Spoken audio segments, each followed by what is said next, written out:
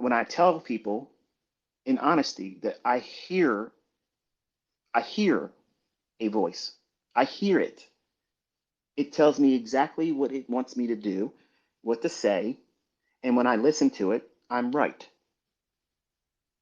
When I was learning how to do this, I would literally be crying and praying, asking, please, I'm ready to end myself because I wouldn't let go of it.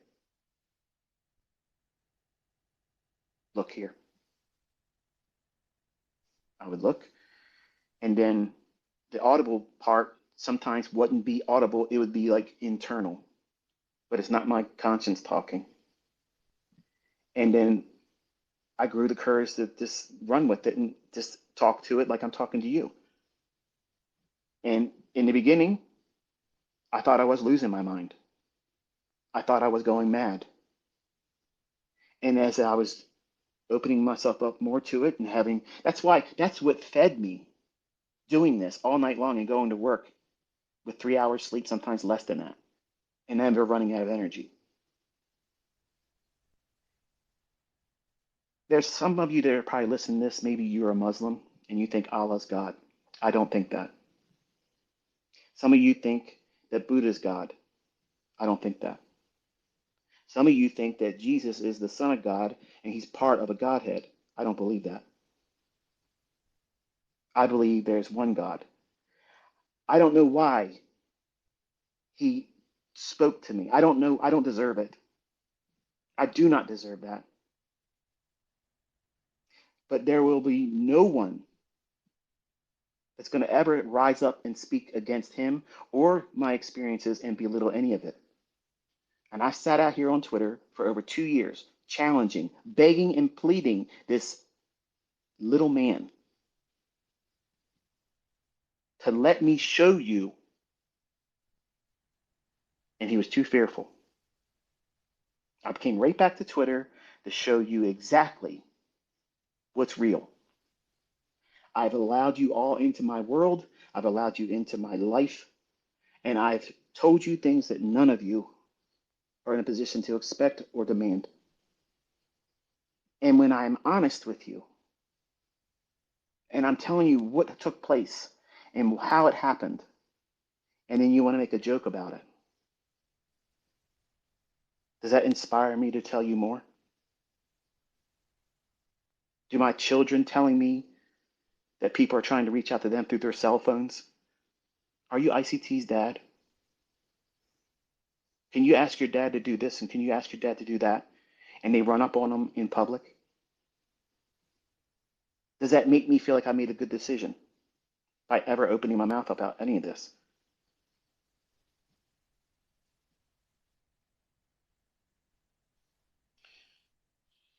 I believe the scripture that refers to be careful how you entertain strangers because many times you're entertaining angels unaware. I've had conversations with people that wouldn't make any sense to you. They they knew me. I don't know them. And truth be told, because I know this would never fit with what most of you would accept as reality, real, whatnot, and even this whole discussion here, sound bites are going to be taken from it. They're going to turn it into clout chasing videos because they lose their accounts live on their live streams. They can't join the Robbins Cup. They can't do it. And I have never, ever, ever, ever joined a Robbins Cup with my children's name. They never done it. And I didn't lose it 3 times, 2 times, 4 times, 5 times. I sank that account because it was synced to a MyFX book. And I was told by good source that they had every intention of copying every trade. And I sank it. And I posted right on that MyFX book website, "You are my bitches." And people have taken that and twisted it and said I was talking to my students. No, I said it about MyFX book. I don't mind doing something to mar my image because all I got to do is come out here for a week and prove to you I know exactly what I'm talking about and what these markets are going to do.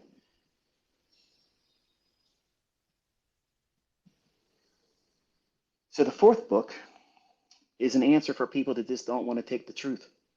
You need a side story. You need something else to entertain you. How does this guy know how to do this?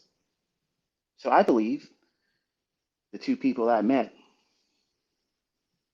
you need a side story. So I'll give you that. Might be entertaining for some of you, Tom Clancy-esque, but the rest is rooted in stuff you find in the Old Testament. When I said I stood out in front of my house and I basically said, God, this is the moment. I need to know. I need to know this right now. And I didn't say it, but I said it in my heart. Audibly, I didn't say it, but in my heart, I said, if this does not happen, I'm putting all of this down. And I'm going to just assume that it's all been emotions worked up in a frenzy. But I need this right now. I need to know that you hear me. I need to know that if you answer this, I will never doubt whatever outcome comes from whatever prayer I ask for. And I'm not asking for a yes every time because it'll be no from you if it doesn't happen, and I'm okay with it. I'll know that you heard me, and that's all I need to know. But I need to know that you hear me. And I asked for it. Something so trivial, like a child. I came to him like a child. I said, I want to see a shooting star. Right where I'm looking, I'm not even going to blink because I already know it's coming. I don't even know why I said that. It just felt like I had to say it. And it looked like two pinpoint lights bouncing on one another, going from right to left. And I couldn't take my eye off of it. And I got butterflies telling you this all over again. My voice is shaking because I'm right in that same moment again. And where it stopped, a small, ever so tiny, thin shooting star from left to right shot right across. And before I could open my mouth and say, that's it, I know exactly, thank you so much, it's like a softball or a grapefruit. Now, this is the only way I can describe it. If you take your right hand, extend it in front of your face, as far as your arm can reach, imagine a grapefruit or a softball, just a little bit larger than a regular baseball, Major League Baseball size diameter. This ball of fire, literally from left to right, exactly where I was looking, exactly where the first two pinpoint lights ended and the first shooting star started, it began right there. And I saw it so slowly move across the sky right in front of where I was standing and looking up at. It lit the whole area up like it was daytime. I heard it crackling. And I couldn't believe what I just saw and heard. I'm looking around like, did anybody else please see that with me? And I was the only one standing there. And I started jumping up and down, crying and laughing at the same time. Because what do you do with that? What do you do with that? Like, what do you do at that moment? It shakes your whole core. Like I got butterflies talking about all over again.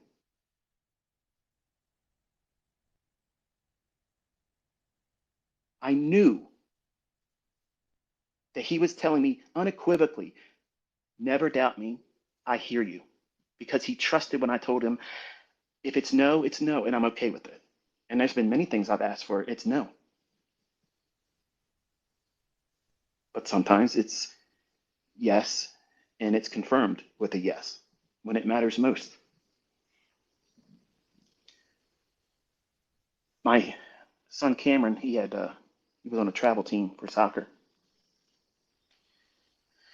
And my daughter's birthday, we were going to go to a Kobe steakhouse and celebrate it there. And he had a game scheduled that same day. And he didn't want to go there because he didn't want to eat, the Japanese food. So she's like, well, I can take him, drop him off at the game, and meet you there. And I was like, immediately she said that, I got this unction in my spirit. Tell her no. I said, no, you can't do that.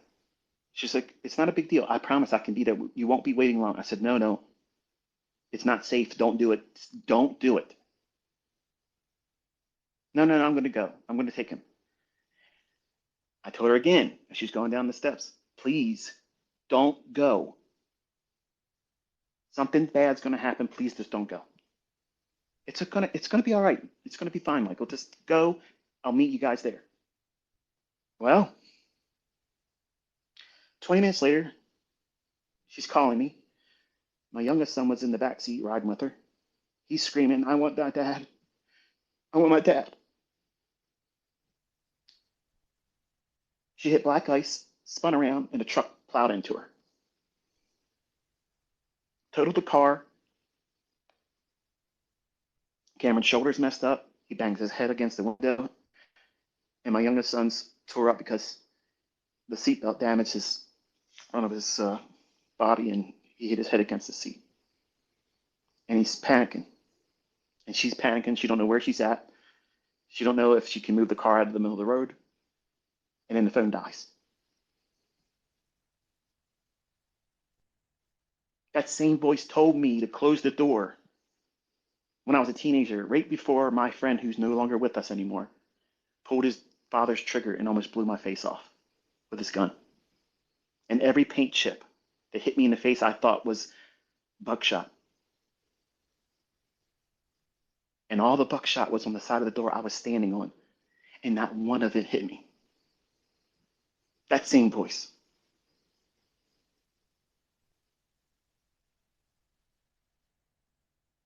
To someone that's an atheist, to someone that has another religion, this sounds schizophrenic. This sounds like you're hearing voices. You're mad. And if anybody else was telling me this and I didn't have faith in God, I would think the same thing. I understand, but I can't make you believe it, and I don't care if you do.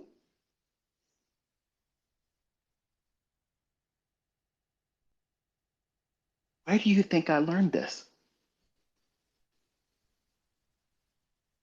Where do you think it came from? Because I told everyone 5 million US dollars. Find it anywhere. Talking about it in a comment section or tweeting about it, it's just rebooted, doesn't hold water.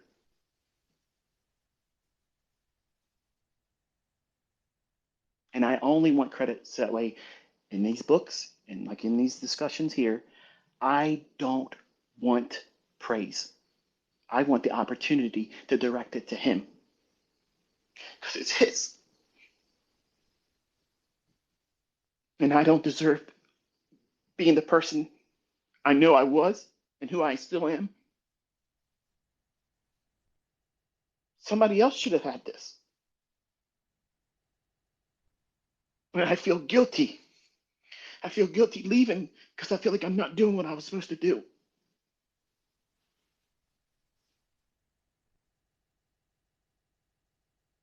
But I love my wife.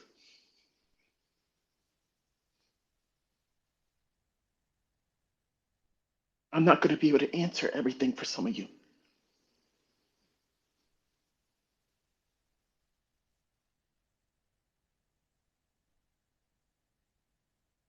You don't have to believe anything I say. I want you to not believe it. I want you to test it. If it's real, you'll know.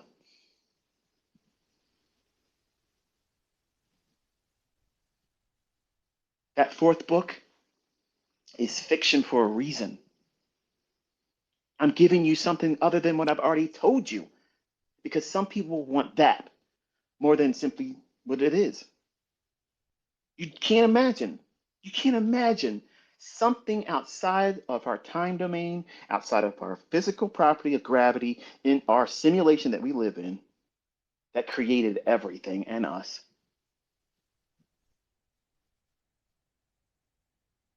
He's incapable of telling me something like this. He's incapable of teaching you something. You're trying to tell me that there isn't a creator that can't find a way to communicate to somebody and give them an understanding that it would have never had anywhere else? Where did Solomon get his wisdom from? He asked for it. He asked for it. How did he ask for it? Give me wisdom so I can lead my people. What? Give me wisdom so I can help others. And that's how I asked it. I wanted it for me in the beginning, and I couldn't do it. I couldn't tell you what any of these candlesticks were going to do. Everything was failure.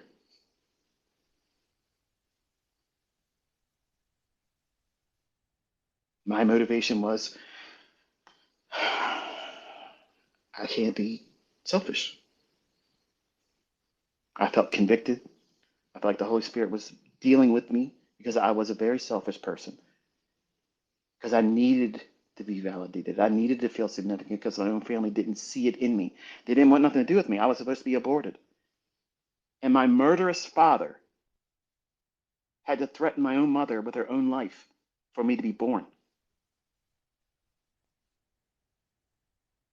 He's still out there in Jessup, Maryland. He's up there. 155634 is his inmate number. Michael Joe Hallington. Write to him. It'll probably take a long time for him to write back because his eyes are really bad, but he's got a friend that'll write back to you probably. I know all this stuff sounds like, what the heck? This sounds like a movie. And honestly, that's another reason why I want to drop down and I don't want any more attention. I don't want any more attention.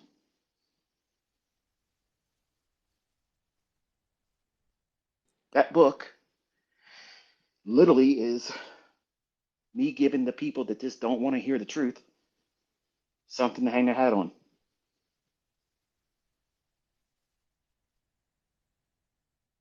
I codified Enigma. It's mine. It's mine. That is not the algorithm that delivers price. This is what handshakes with it. Two different things. Totally two different things.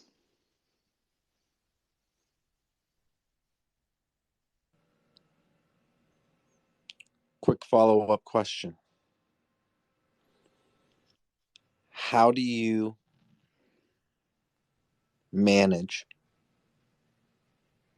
a family in life in the charts? I know it's a loaded topic, and I know you're exiting from where you're at and what you've been doing, but there's a lot of folks that still will seek to manage this balance. How do you recommend or subscribe someone manage trading in a Well, family? listening to me, understand that I was a failure in that regard because the time management skill I had to learn that late. And as a father, as a business owner, a trader, and a husband, you only have 1440 and you have to make the best of it. And while some of you don't run on the little sleep that I try to run on, you have to have more sleep because you're doing other things. You worry about things I don't have to worry about. So all of that requires more rest. I don't think I'm equipped to tell someone that has to have a job, has a family member, maybe a spouse, or maybe a new relationship, or just falling out of a relationship. I don't think I'm in a position where I can give any usable approach except for you just have this many minutes a day, this many hours a day, this many days a week, this many days a month, and what you got coming in as income and what you have to do to manage everything that goes on. Like we had cheerleading with my daughter, we had sports, everything with my kids, and I was rarely ever there. So I failed as the dad. I failed as the husband. I failed as the supportive daddy coming to every game. It was a few times that I made it. And I'm telling you, so few, it's shameful. And I don't think that I'm in a position of authority to be able to tell anyone how to do it because I didn't do it. And that's why I tell you, and that's why I teach this way because I'm remorseful to it. I wish I could have been better at it, but I chased the money. I chased the prominence, I chased the affluence, and I also chased the feeling of the success of being able to do it. And when that happens, and you come from a modest upbringing, no money. I didn't come from money. I didn't come from affluence. Only two other people in my pedigree ever graduated high school, and one other person went to college. My uncle and my aunt. And my uncle graduated college and had to go to work for a KFC with a business degree. So I'm not from a very high pedigree. I was working class hero, raised by a lumber hauling Navy man that worked at Essex Lumber, and he drove a forklift and made $300 a week gross. So I don't think I'm in a position to be able to give that kind of advice. Okay. I too I resonate with that answer. How about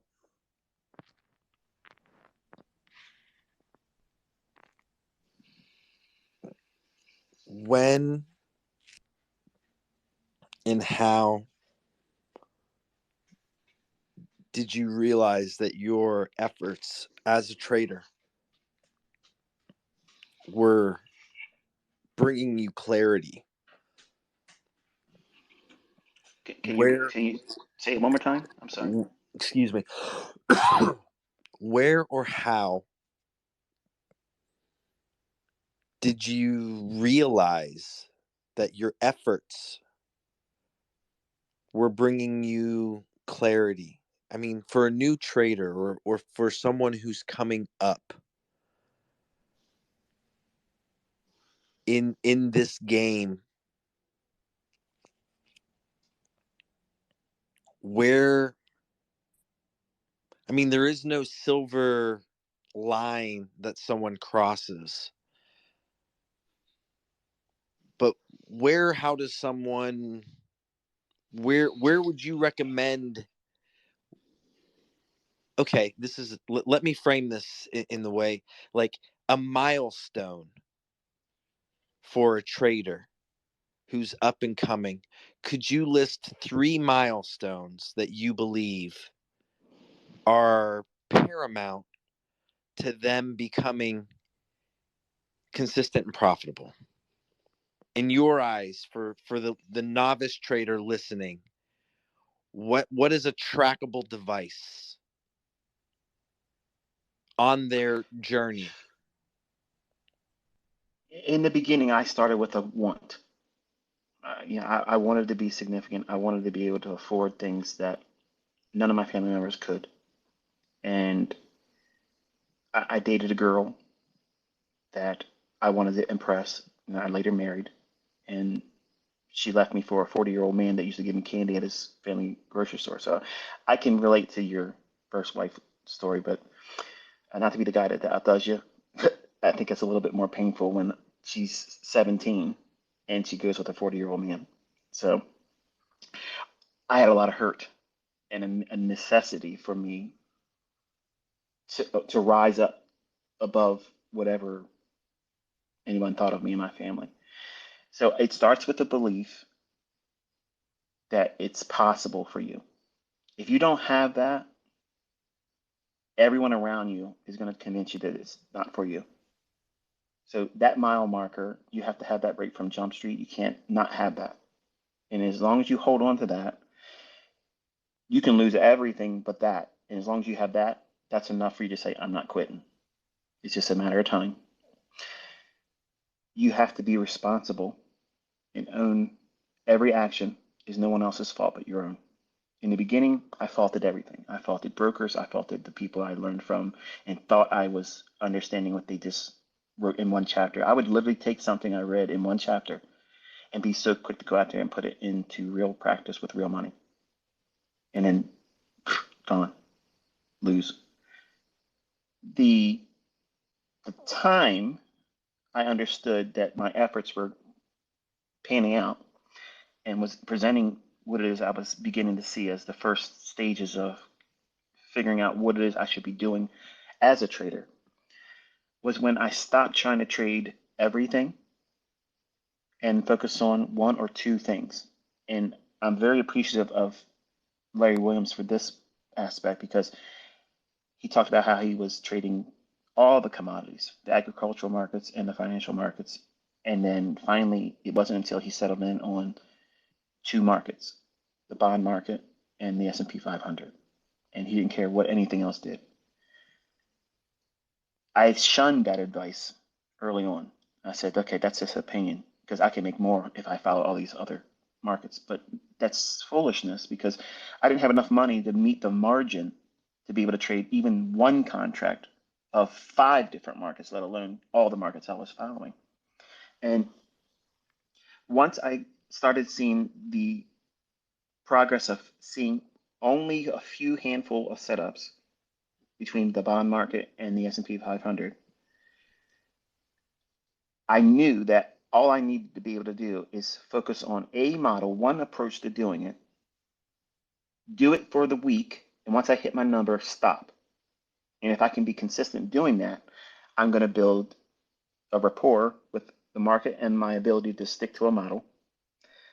I will build discipline, and I'll have something to hang my fears against when I do have losing trades because I have a progress that I can go back to and say, no, it doesn't mean it's failed. It's because I have this where it worked. I have this where it worked. This is where it worked. This is where it worked. So it's a way for me to lean on my own experiences because the books at that time stopped working for me.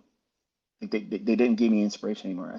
I stopped buying books because they no longer gave me hope. So I had to find that in my own experiences. So it was at that time when I abandoned the pursuit of buying courses, books for the sake of learning something I had to replace a failed logic on. I had sound logic.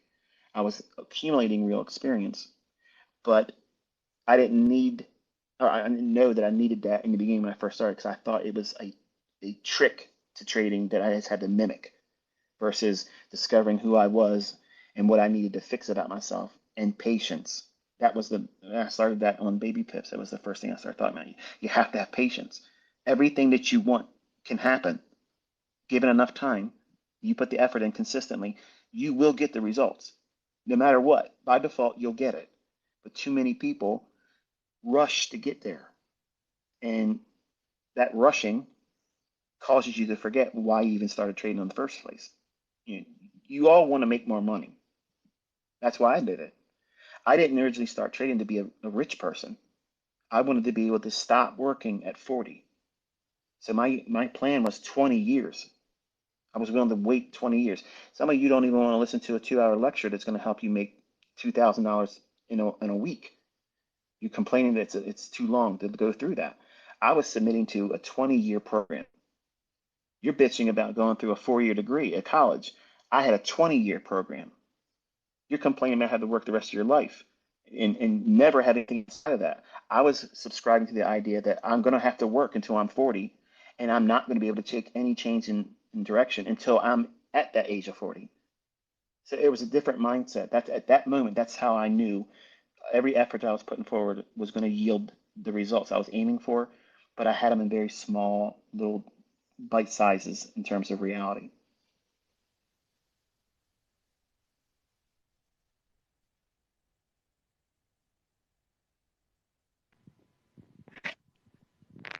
Okay. Love that. How are we on time, Nate?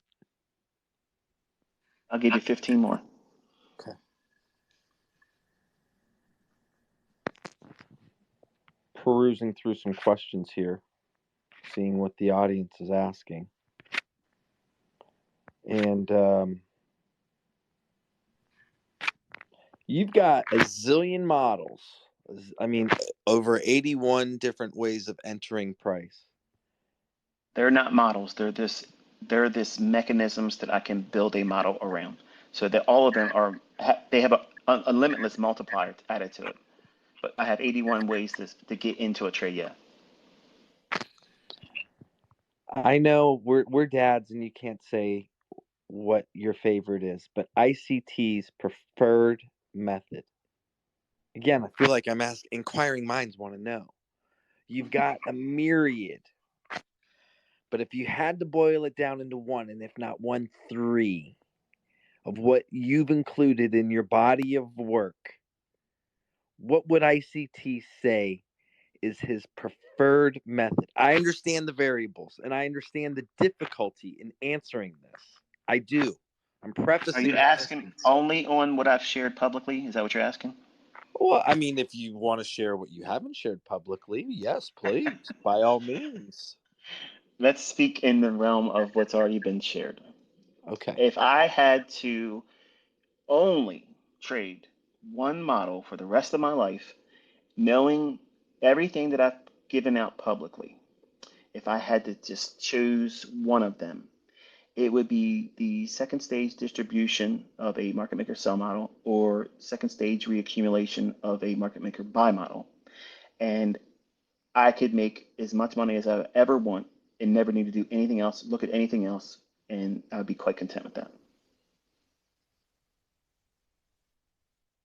Okay, so an MMXM or a 2022, essentially, right? Like the okay. I mean, yes, that's what you're saying. I'll probably just that'll I'll replace October's model. I'll just teach that one. I'll teach it as if this is the model. If I was never teaching anything else, and this was the line in the sand, said I'm never going to teach anything new, and nothing new in the books would ever be revealed or nothing like that. If it was just what I've released up until right now today, October 7th, 2023. All of you know my market maker models. Okay, it's not Wyckoff. It's very specific elements that are part of the buy side of the curve and the sell side of the curve, and they're directly linked to both sides. They both have a relationship with one another. It's not support and resistance. It's a logic of order flow. On a market maker sell model, I would be aiming for a pool of liquidity below the original consolidation. So there's sell side down here. I'm going to wait for a reversal. I'm going to wait for it to sell off and create another opportunity to sell off. But at least pierce 50% of from the smart money reversal down to the sell side liquidity. It has to drop at least 50%. If it drops 50% of that and then starts to rally again, I'm going to key that up with the other side of the curve where the market was rallying up before it reversed. I'm going to pair it up with something over there as a PD array that was bullish on that side, but now it's going to act as a inversion level. A lot of my charter members are going to have light bulb moments here listening to this. And that short is the second stage distribution or redistribution rather. And it's going to run quickly, the biggest powerful run right into the sell side. So what I'm waiting for is a unicorn setup where I'm waiting for the best of the best. Everything's in motion. I got everything on my side. Everything is in play for it to be there. And now I'm going to risk 5% on that trade. Ooh, boy, that's some sauce, dear sir. And so you're saying the October model is this? Yeah, I'll teach that one. Yeah. Ladies and gentlemen, I hope you heard that. That's so the reaccumulation and sell side drives down to 50%, and then you pair it up with another PD array and you take it on the reversal. I think that's what I heard. Okay, imagine a market maker sell model where you have a consolidation and relative equal lows are formed and it starts to rally up. It rallies up, it creates a little consolidation. You might classically see that as a bull flag or a small pennant. Then it rallies out of that, and maybe not all the time, but sometimes it'll create a second stage of reaccumulation, trading up to a premium array, a level that I think is a draw on liquidity. If I was bullish, I would reach for that. I don't necessarily have to be there for that time of the trade. I might identify something at a later time, say, oh, I wasn't trading, I didn't see that there, but now I see this. It's reacting off of a level that should offer sell side. So with sell side delivery, the market should drop down. So I'm anticipating price reacting and reversing at the smart money reversal. Once it starts to break down, if it goes back up a little bit, That's the smart money. I'm sorry, smart money reversal. Low risk sell is the next stage, and then the drop. Then you get 2 points of redistribution where it sells off.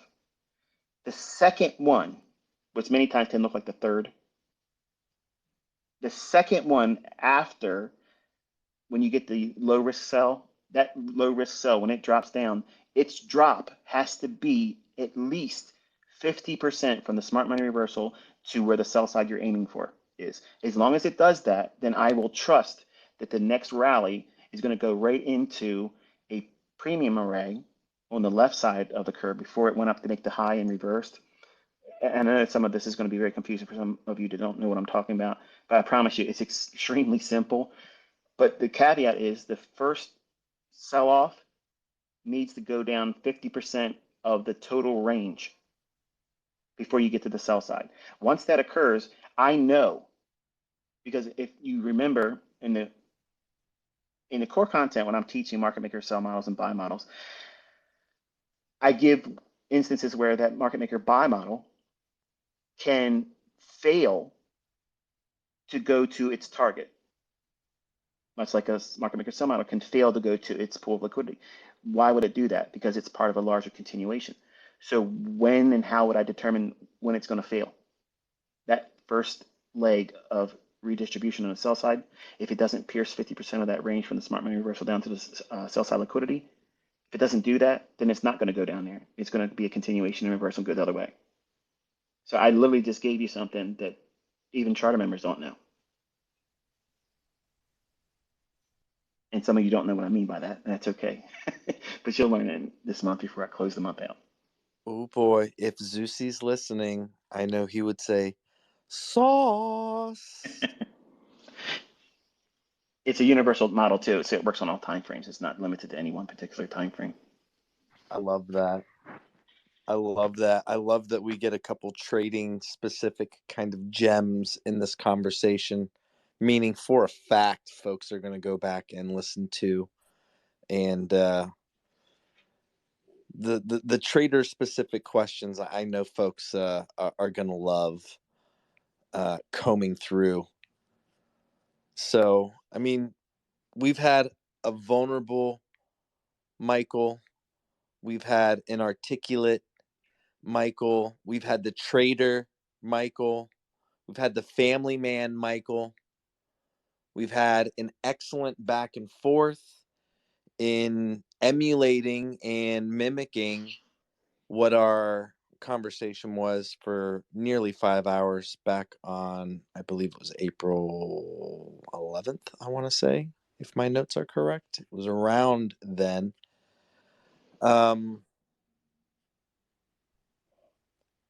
And talking about models and trading and giving the folks what they want. Is there, I'm a fib based guy, and I love OTE.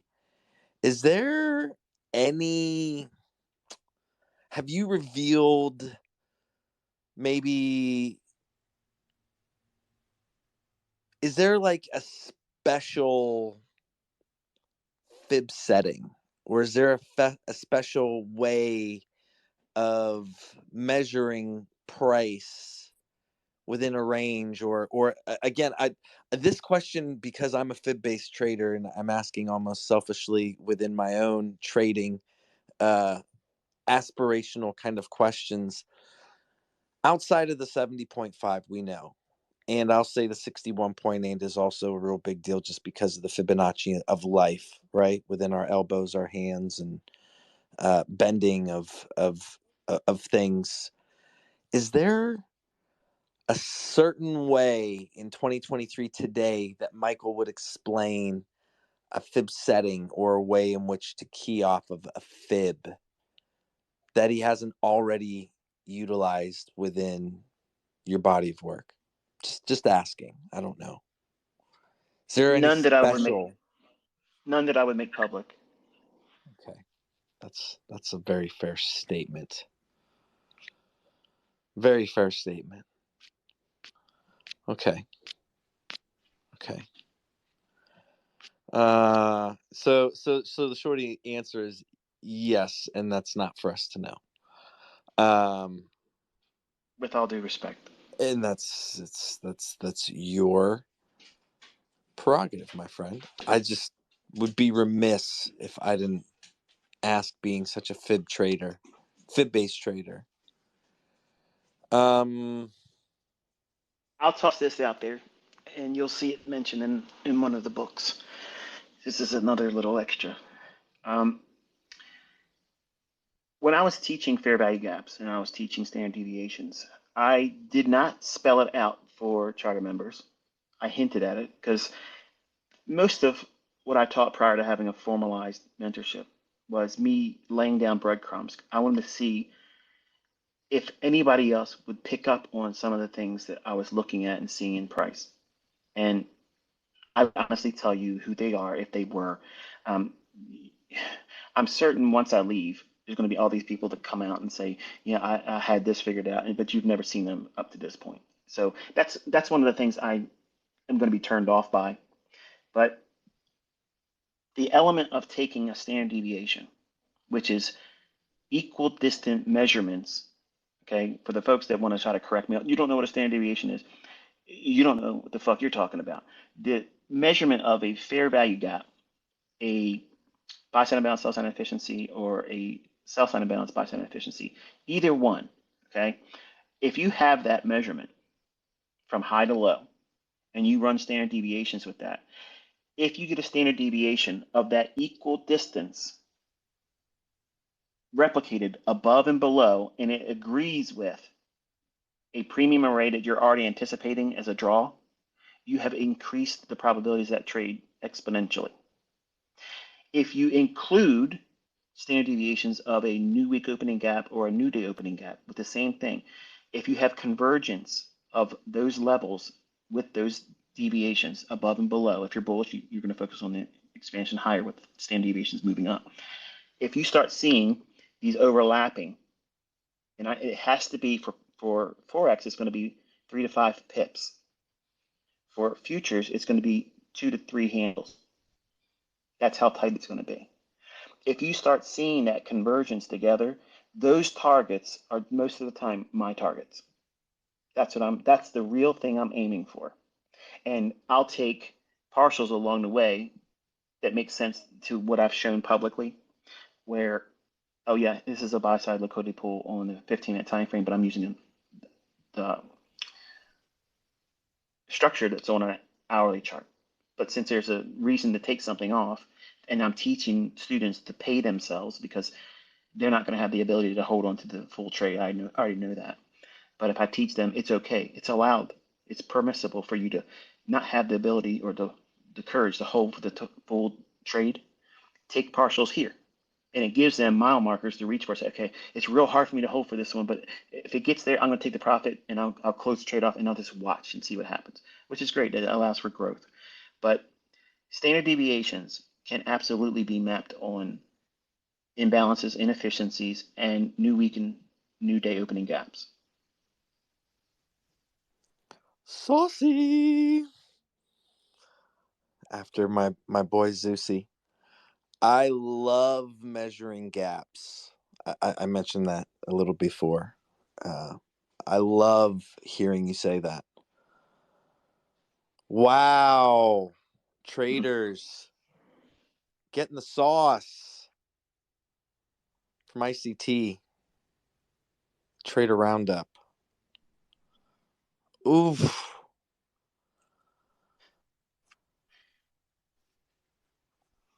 I want to say thank you, Michael, for taking the time and the opportunity. I mean, selfishly, I'll ask, what are the chances or likelihood? I mean, you're going to hang up when you say you're going to hang up Twitter. Does that mean that that an opportunity or a chance of us having something like this could potentially ever happen again, or is when you hang up Twitter, you're literally hanging it up and it's done, and then it's just your SoundCloud. I mean, Yeah,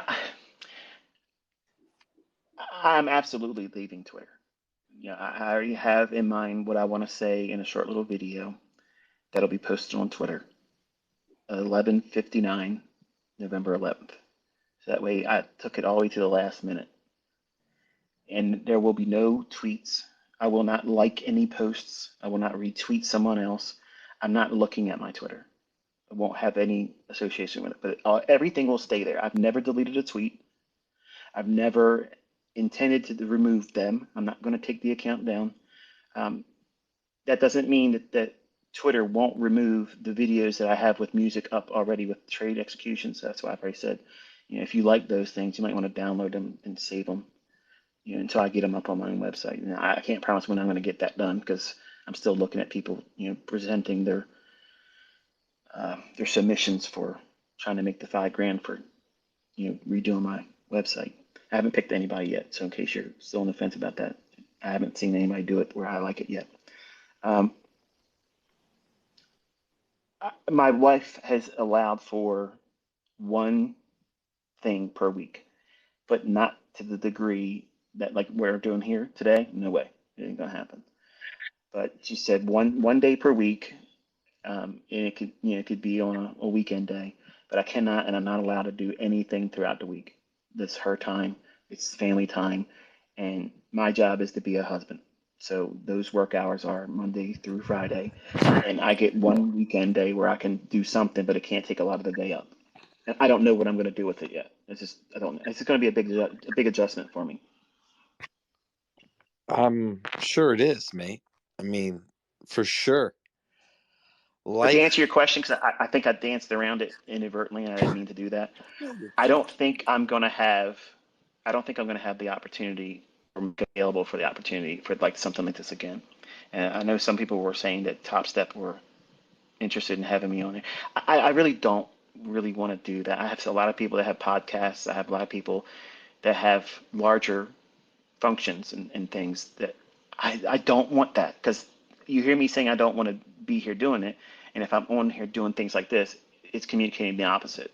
So I want to diminish. I want to enjoy the casual departure where I feel comfortable doing it. And I don't want to increase as I'm going out. I want to just slowly, smoothly just say a friendly goodbye. And I'm going to still be haunting everywhere, but I'm not going to be engaging publicly. That's all. Wow. I feel honored. I feel honored that you're here. So again, thank you. Thank you for coming in and doing this today. Very privileged.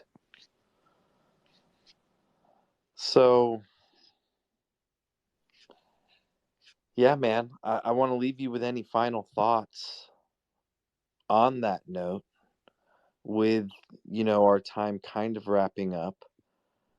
Um, knowing that this is a very unique opportunity and a closeness that the community gets with you that otherwise is going to be limited. I mean, we're in October. We're less than a month away, winding down. The very first bucket list item that you want to do, that you're willing to make public for your wife, for your family, for anything? Is there a burning desire after so November 12th hits? What's the first thing Michael Huddleston's going to do? I realize the cleats are getting hung up, but the man, not ICT, the man, what's on that list? I know you want to spend time with the wife and family, but is it? I mean, is it the Bugatti? that beautiful car, because that looked pretty. That looked like a pretty stellar flex.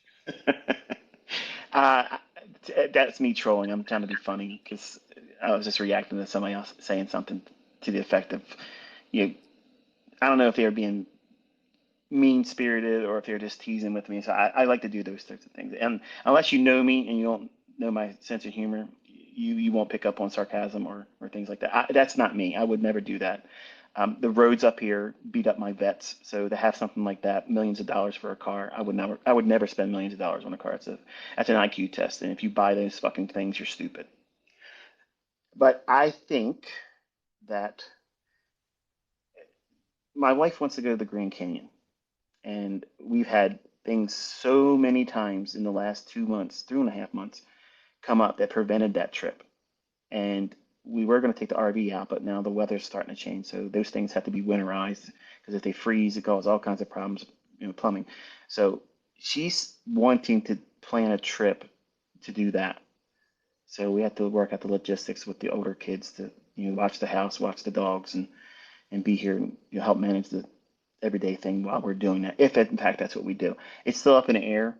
But apart from that, there's not been one thing. Because I'll be honest with you, my wife doesn't believe I'm going to do it. She's made it very adamant, ultimatums like, hey, look, it's we're going to have real problems if you keep doing this. And I'm telling her that we're done. And because of that, well, a perfect example. This morning I said, I should be done in about 2 hours. How long have we been going? A minute, brother. A minute. So she knows that my nature is over delivering. So she's asked me to now redirect that to her in the boys, and she doesn't believe that I'm going to be able to do it. And I'm admittedly nervous because I don't know how to not be ICT. Like I don't know how to not be him. It's scary to think about it because that's who I've defined myself as for a very long time. But I don't want to lose my wife, and I don't want to make her any more upset than she has been. Let me ask you this. It's a follow up to that thought. Like, you've Okay. heard of professional athletes leaving a professional league. Like, I'll utilize an NFL player, an NBA player. When they leave the NBA or they leave the NFL, when they're used to these stadiums of just crowds of people, similar to what you do, just with a tweet, with any sort of interaction that you have within the community, there is this withdrawal.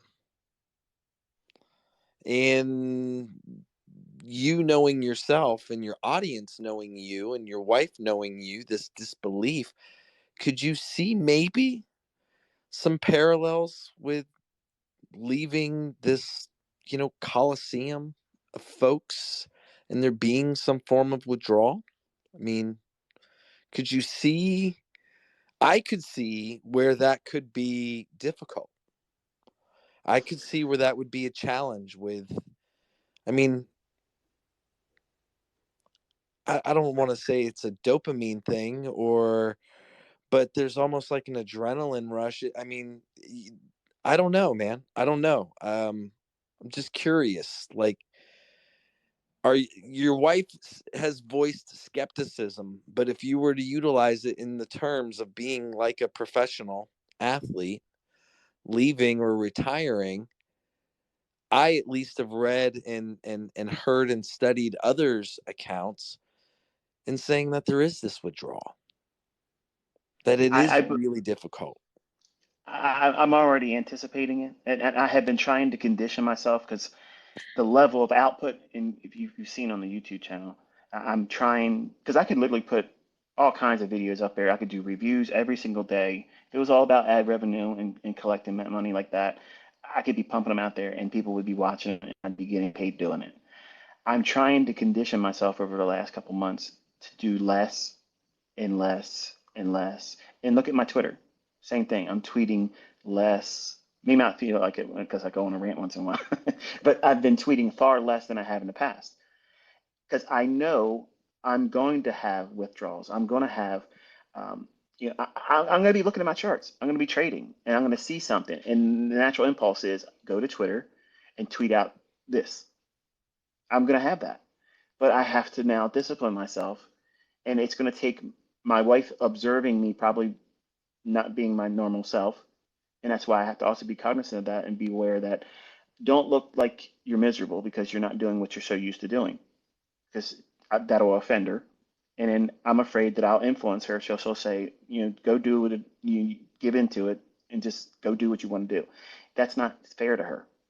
So I have a lot of pressure on me to do something that I think in anybody else's eyes should be a very easy thing. If you don't want to do something, you just don't do it. But my whole life has been this. Like my whole life has been like I was inner circle trader before you knew me on Baby Pips. Like I've been that guy. I've been that guy since 1997, going into 1988. Like that's when inner circle trader was really coined. But before that, I was Oxytixo. That's who I was on America Online. That was me. But I've always Wait, been this guy. what? Oxytixo? Oxytixo. Oxytixo. I didn't know that. Yeah. That's an interesting name. Yeah. You know,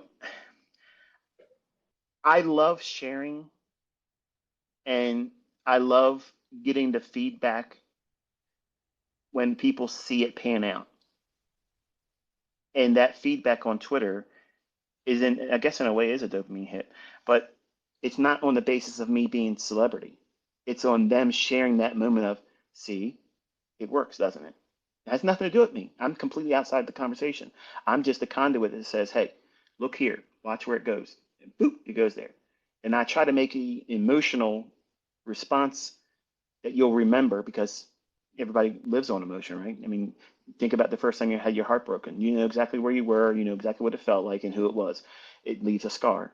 Well, I want to have a mile marker where you remembered being here live, where I said, this is what it's going to do. And it happened. And then when I tweet, and I have the tweet already typed out, as soon as I tell you before it's going to go there, I already have in mind what I want to say in the tweet. I tell you where it's going to go, and then I start typing out the tweet and picking the meme picture that I'm going to use with it. And then I have to sit there and wait for it. And then when the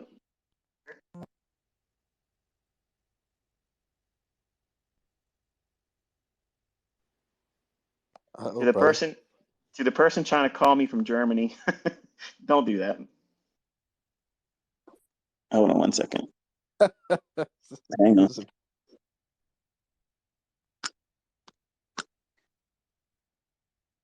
Can you hear me? Yep. Okay, back. I had to put it on Do Not Disturb. I forgot to do it. Usually I do that because every time I do a live or I do a Twitter space, everybody knows my phone number. Like everybody has my fucking phone number, and they either tweet to me, "How you doing, ICT? Good morning, ICT. Thanks for this or just that." And if I would have had my phone next to me when I was doing a live stream the other day, a couple of them were telling me, "Hey, there's no audio. Fix your audio." And while I appreciate that, uh, all of you are the reason why my phone number is changing in November. I'm having an unlisted phone number and a business name you will never know about. So, please just understand that I have to have my own privacy. And I know some of you would love nothing more to be able to say, I got ICT's phone number in my phone and I can text him, he'll reply to me. Um, that's just not where I want to go with that. And I don't want to offend any of you or make you feel like I don't appreciate that love and adoration. But that's just beyond where I want to have our relationship. I want to be able to lay something in your hands, watch you run with it. I want you to be the star, all of you. I want to watch all of you rise up and be better than me, be bigger than me. I want to see that in all of you. And not all of you are going to be able to do that. But if some of you do, that's going to entertain me the rest of my days. And I can't wait to see that.